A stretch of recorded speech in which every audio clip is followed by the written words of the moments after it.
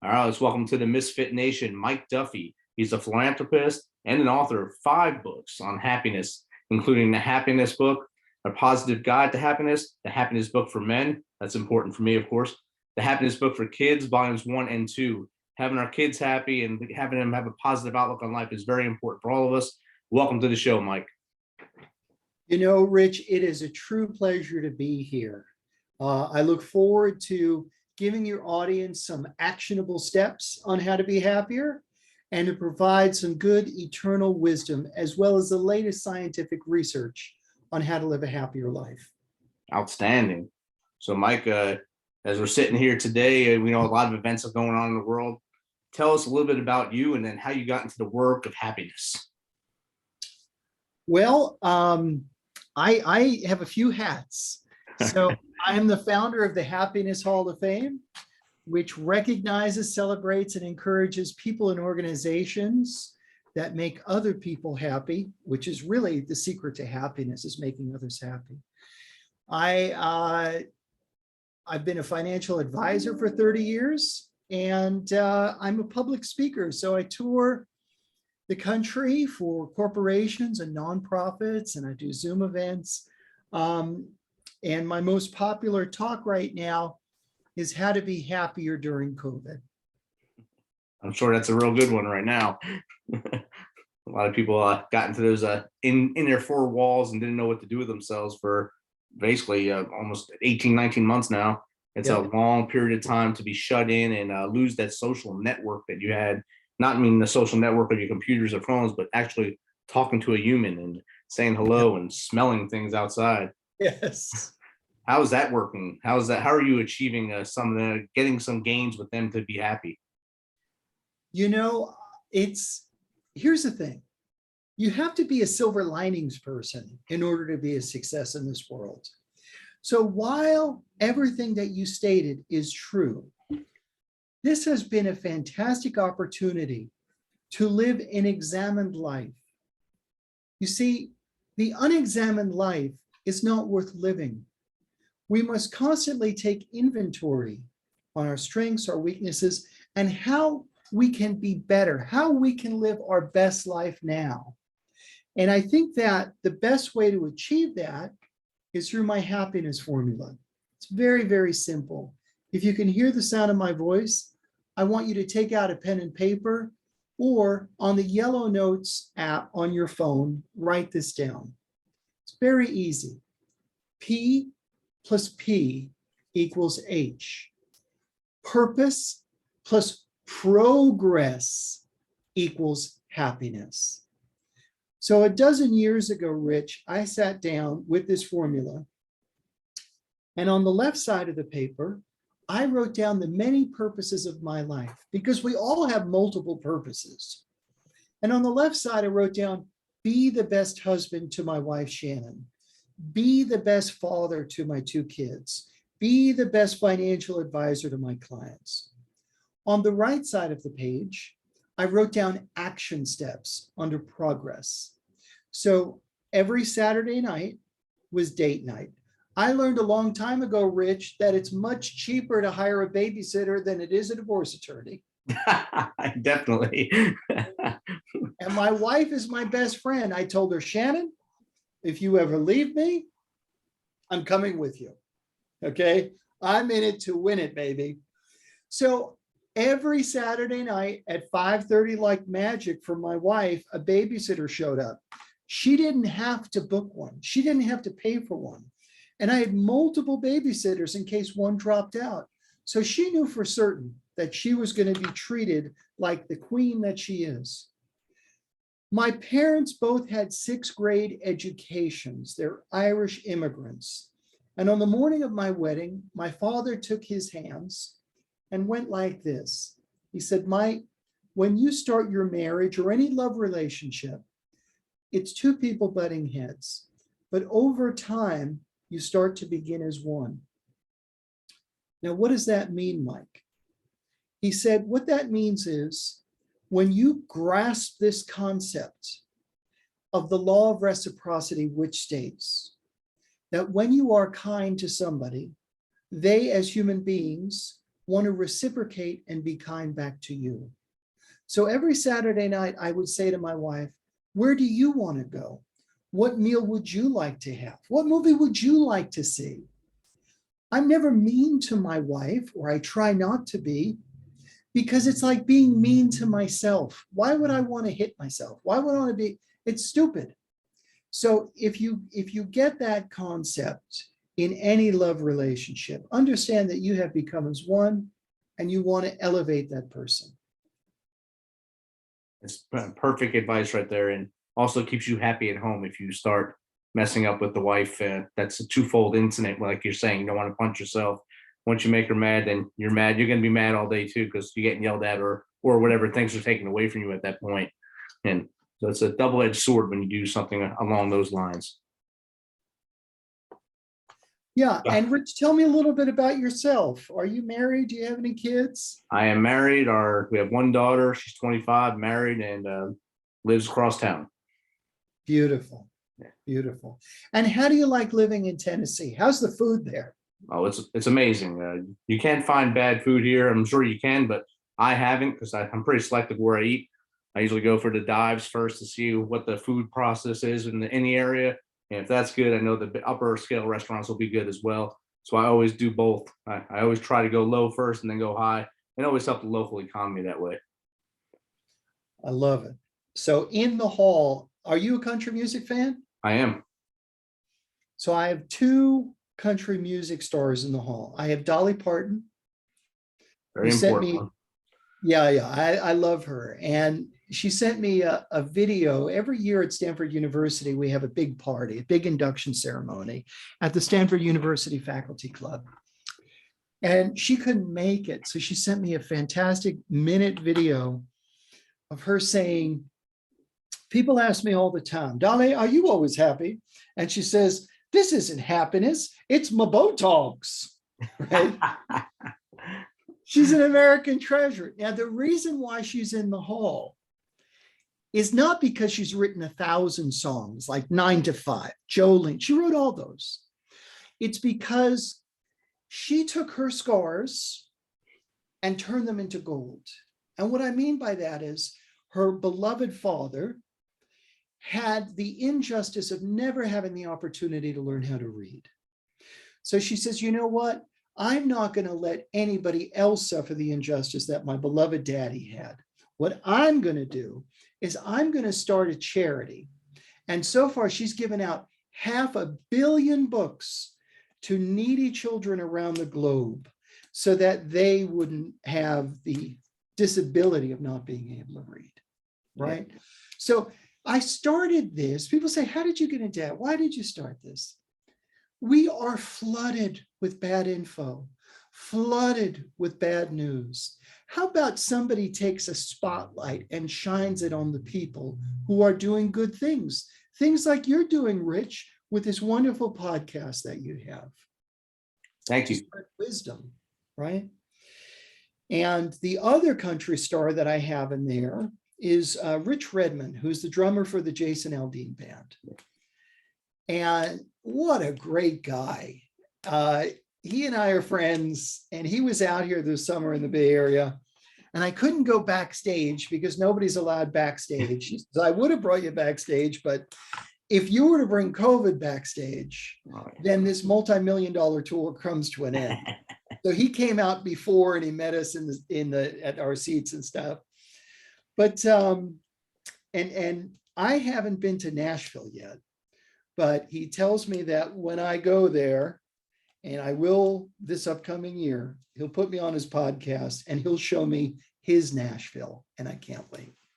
And it's always better to see the outside the tourist Nashville, which is what he'll show you. He'll show you the listening room. He'll show you things outside the Broadway. I mean, Broadway is great. It's good to experience it once or twice, but it's a hot mess is what I like to call it.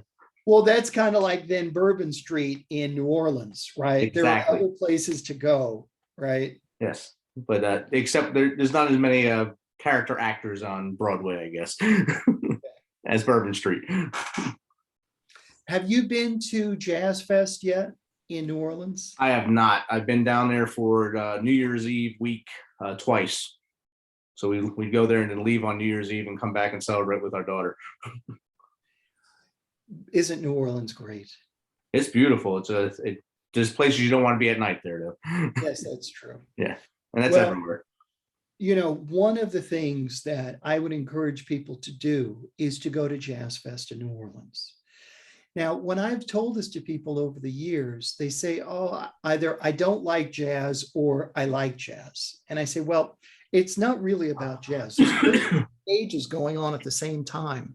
My favorite part is the gospel tent, because you can't go, there's not a lot of gospel concerts that you can go to, right?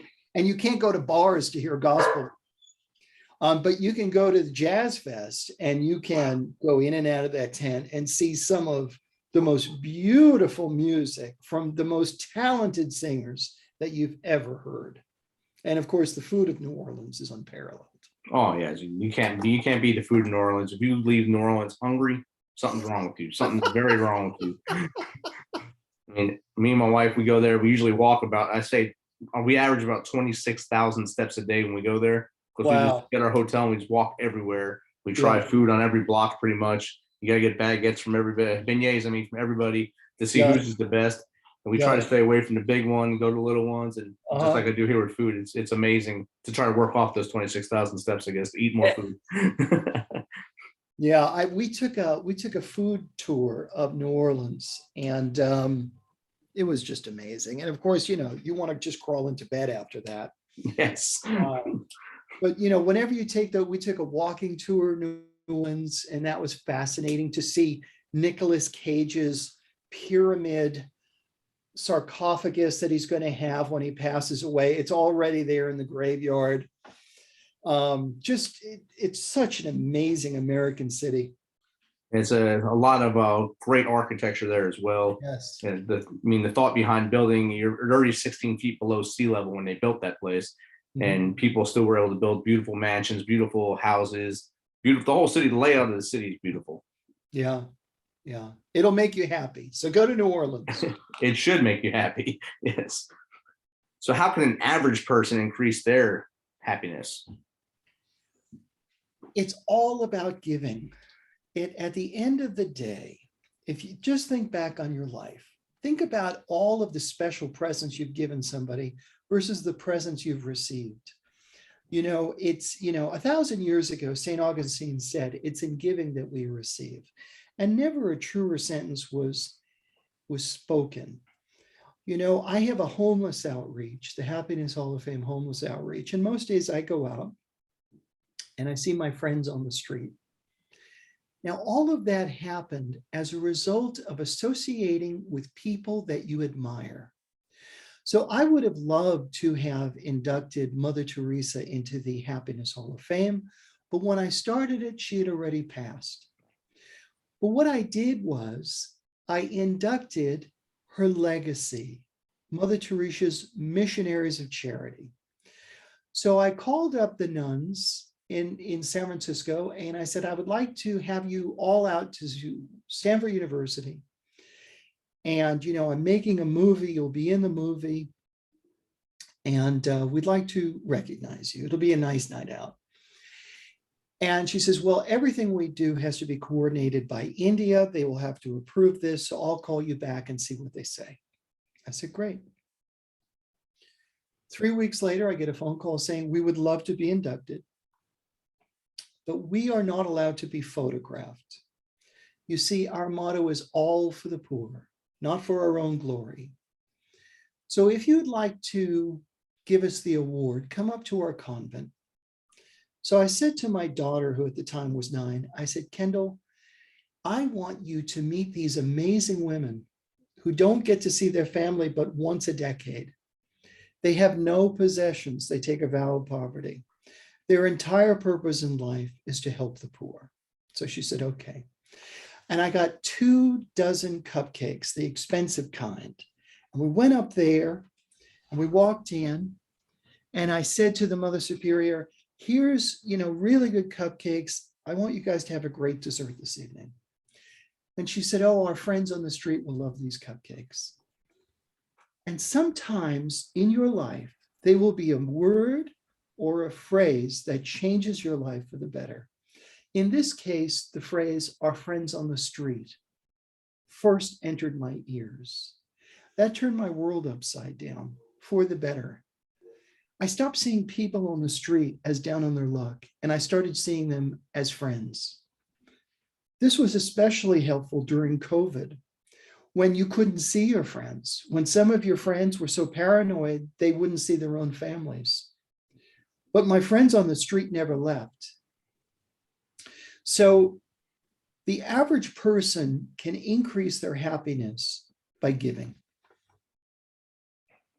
That's outstanding. And I think given the cupcakes and what they said, our friends on the street, that's amazing. You don't get that from everyone. Like you said, there's a stigma for those who are on the street. If you see them out there, you think either they're some drug addict or something, they've done something horrible in their life. That's why they're out there. Well, the truth is, some of them just are down on their luck, and any one of us can make a mistake and wind up out there in 30 seconds. It can happen to any one of us, and you have to understand that going through life, that at any time you could be that person. So if you can raise a hand up to them to get them up, it's the best thing to do. I agree. You must see the face of God in everybody that you meet. Definitely.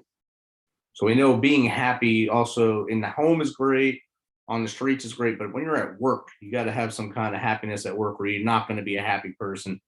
In your experience, how do we make a work-life balance that actually works and you maintain that happiness on both sides of that fence?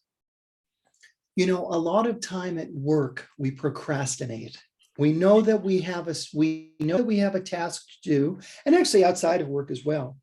We know that we have something to do. You know, I'm sending out Christmas cards to my clients, and I've been procrastinating for a week, right? And then today, finally, I went up to the poster because I had to go to the post office. Oh my God, it's like the DMV, right? Yeah. And and after this call, these cards will be finished and they will go into the post and people will get it. And now I feel really good about it. Before it was eating away at me. So finish what you start. Now, I have a great story about that. One of the privileges that I have of having this amazing 501c3 is that I get to engage with some of the most famous people in the world. Many years ago, Muhammad Ali invited me to induct him personally. And all of the stories, we don't have time for it today, but all the stories that I heard. What I'm going to share right now is a story of Hale Irwin. Hale Irwin has ranked in one survey number 26 on the all-time best golfers. Understand that golf is over 600 years old. And if you come in at number 26, you're pretty good, okay? Hale Irwin won 3 US Opens. He is the oldest man to win the US Open at 45. Hale Irwin called me, a number of months ago. And I said to him, I'm a public speaker and I tell people, I try to share great wisdom with them.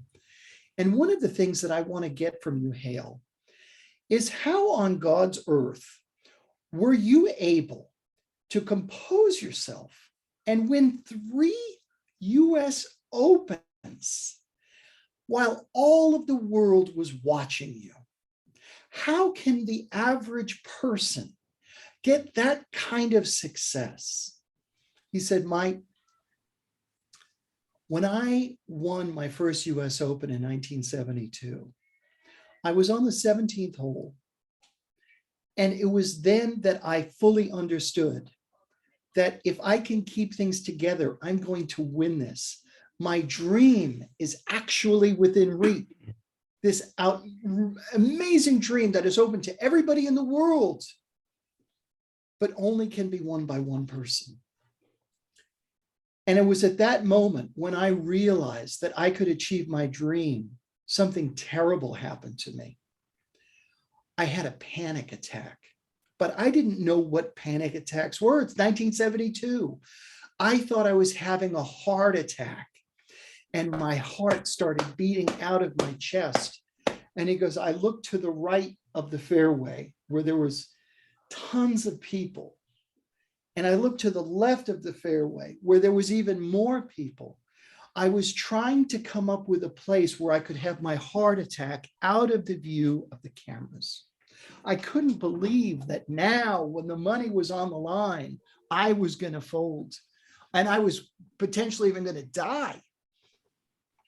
And a voice came into my head, and it was the voice of my father. And he said, Hale, I taught you to finish what you started.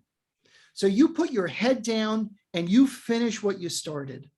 And he goes, Mike, with that voice of my father, I put my head, I said, okay, Dad. And I finished what I started. So that's how I would encourage the procrastinator in all of us to get the work done. And I think that's human nature, is to procrastinate, as well as, just like you said, in all of us. It's human nature. Oh, I got 3 weeks to write this paper. I can do it on the night before because I'm pretty good at that stuff. And then you get there and you have the same feeling Hale had, as you think your chest's going to explode, your head's pounding. You don't know what's going to happen as you're typing those 20 pages within 4 hours to try to make it to a deadline. And hopefully you make it. Yeah. And another thing is to stop comparing yourself to other people. And generally we compare ourselves to famous people, but we can compare ourselves to the Joneses or siblings or whatever. All of us are uniquely, perfectly imperfect. And what you want to do is you want to compare yourself to yourself yesterday. That's it. Am I doing the things even incrementally than I was doing yesterday? So am I finishing what I started? And am I making progress in one of my purposes? And if you can even have fractional growth, then you're going to feel a lot better about yourself and you'll be happier. Definitely. And I think that's how we can all achieve our best life, living that way, living as long as I do better than I did yesterday, I'm doing better for others as well, not just for myself at that point. Yeah, and it takes the pressure off, right? As you drive down the street in your car and you look over at a red Ferrari, our natural human instinct is to say, what the hell went wrong with my life? Why aren't I in that Ferrari, right? Now you can live in that little space of hell on a day-to-day basis, looking around and comparing, your disappointments. Or you can say, you know what? That's their reality. I don't know what burdens or what hardships, because even the guy in the Ferrari has burdens and hardships, believe me. But what I can do is get a little bit better each day. And that will keep me happy in my journey towards being my best self. Definitely. And when I see a Ferrari drive next to me, since I'm in a lifted Jeep, I usually think, how many times will it have me to hit it to go over it? But I was thinking, or will it drive it right underneath my tires at some point? So that's what I always think. That makes me happy. But I also know they have bills too. That's why they have that Ferrari, and they're living the same life I am. Just they have a prettier toy, I guess. Yeah. And you know what? It's like Christmas presents. Whatever it is that you focus on in the material world, just like when you were a kid, you didn't even want to play with it a week later, it became old hat. Right. And there's a danger to overextending yourself on material purchases, because while now you don't have the same excitement you had after you purchased it, you're left with that bill on a monthly basis. Definitely. Exactly. So we talked about what's been going on in the world. Children, I think, have been affected a lot more than adults with the COVID pandemic, being taken out of the classroom for almost 2 years, a lot of them. So they lost a lot of that social growth for them, social interaction. How do we build their resilience in this day and age where now they're back in the classrooms, and all of a sudden now we're back in that fear of the active shooter, as we've seen a week or so ago? I'm going to talk a couple things about children. Use the acronym Klap, K-L-A-P, when you interact with your children. It stands for kindness, love, and patience. I have 2 children. They never cease to amaze me how frustrating they can be. And I love these 2 wonderful, beautiful gifts from God. But that doesn't mean that they don't drive me and my wife crazy, right? So we laugh at it. But you have to understand they haven't figured out the world yet. So they have these fears that drives you nuts because you've conquered them because you're an adult now. So how do you deal with that? You deal with it with kindness, you'll deal with it with love, and you deal with it with patience. Put that in the frontal lobe of your brain. Every time they come at you with things that you feel they should have already conquered. The other thing that I want to talk about with children is you want to help guide them into behaviors that are beneficial and will advance them as individuals. So what I mean by that is, one of the progress steps that I had written down to be a good father to my children was to coach them in every sport that they ever played. Now that means that you'll be coaching your children in sports that you actively dislike. For me, that's soccer. I didn't know the rules.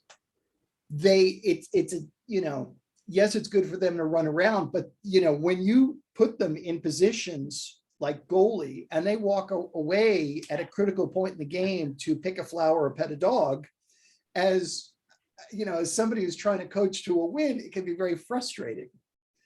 But it's not about you, it's about them.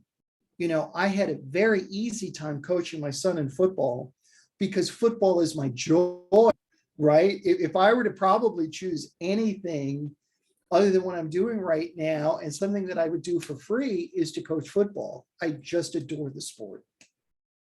But that's not how life works out, right? And so if you can, and as a result of that, I now, my daughter plays varsity golf, and we were on a golf course last Saturday, and she says, Dad, we really have to make sure that we play together every 2 weeks.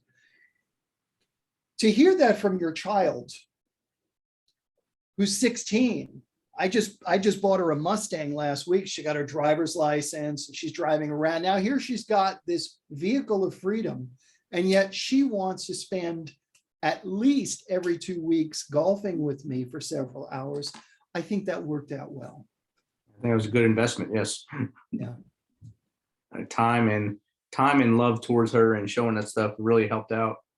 Soccer was also my sport of choice. I didn't understand the thing about it. Our friend got our daughter into it, and I wound up coaching her. And after I think 10 or 12 years of her playing, I had it down pat, and then she retired from it.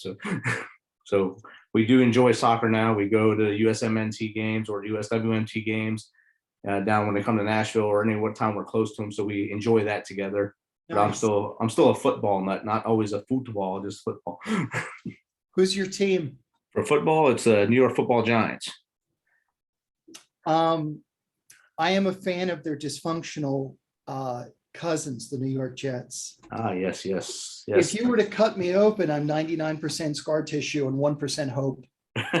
So you had some hope from 1969 and everything else after that's over. So I had the misfortune of my godfather at the age of 5 taking me to see the Jets and Joe Namath at the Chase Stadium. He was a garbage man and he had won tickets through his union. And I wish to this day he had taken somebody else, because the poison came in and it has not been able to leak out. It is a disability being a Jets fan. We have one set of cousins that are Jets fans. Everyone else is Giants or Raiders fans. It's just painful. Yeah, all three franchises became painful, so it's equal now. Well, at least you've had some, Super Bowls, right? Yeah, we've had 4 since you guys won year 1. So there has been some antidotes.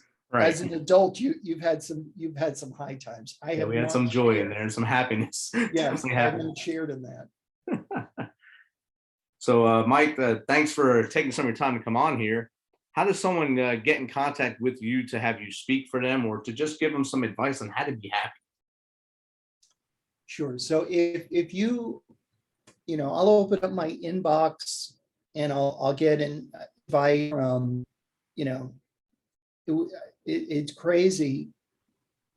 This morning I opened up my inbox. Hey, we would like you to come give our keynote at our school in Wyoming. I've never been in Wyoming, right? And it's in November in 22, right? So whether it's a school or whether it's a nonprofit or whether it's a corporation, you can reach me at, just go to my website, mikeduffyspeaks.com.